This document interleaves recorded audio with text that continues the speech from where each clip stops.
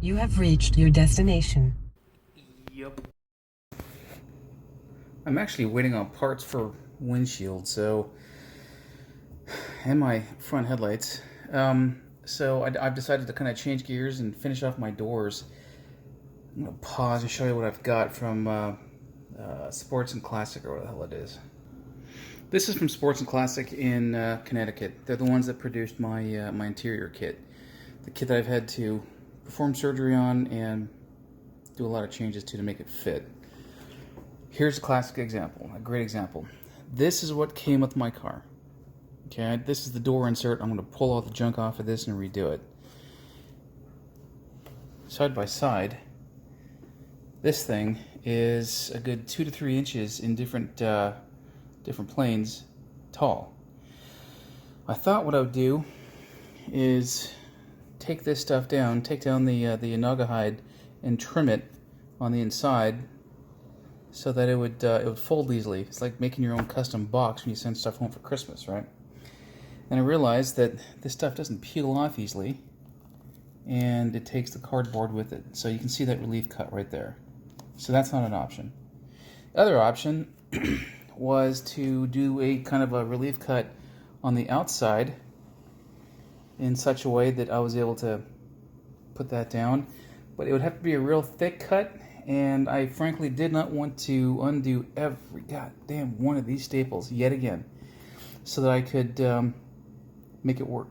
Basically, I'd undo both this side and that side staples, fold the whole thing down flat, make one long relief cut using a there you go, that hacksaw blade, nice and wide. But then I don't want to do it. Screw Sports and Classic.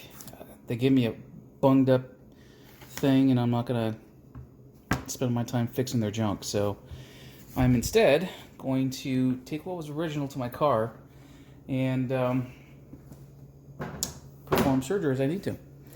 Well, not surgery. I'm going to take off this carpet. That won't be too hard. See that?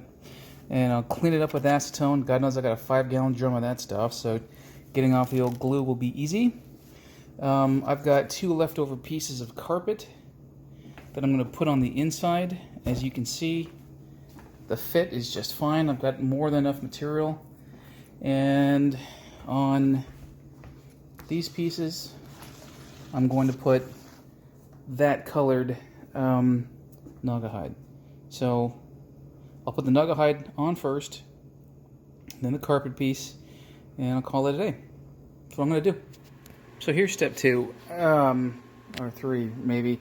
Using my little bit of a cordless here. Best Christmas present I've ever received, by the way.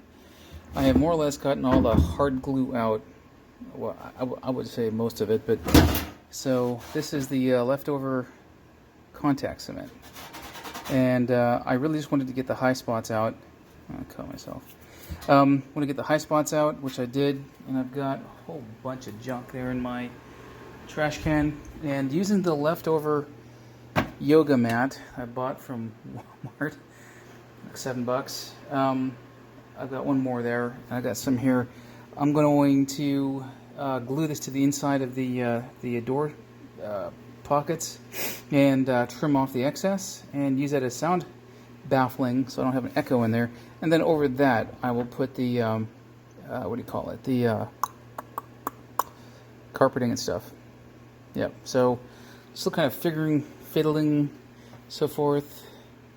Let's see if I can pull it to the other side and have both like that. Yeah, we'll see how it works out. But yeah, cool. I love doing this stuff. There she blows. All right, so got some to trim off here and there.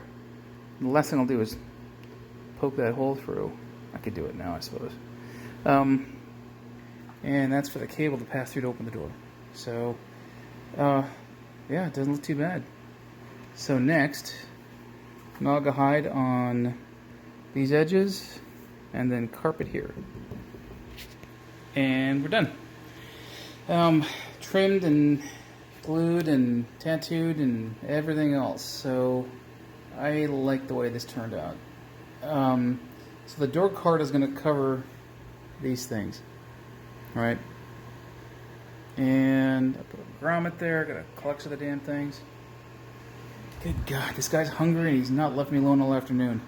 Anyway, grommet there to finish it off, make it look nice. Some dust. Yep. And I've not done the other one yet, but I'll do that here in a few minutes. Start in on it. Man, this wasn't hard. Enjoyable.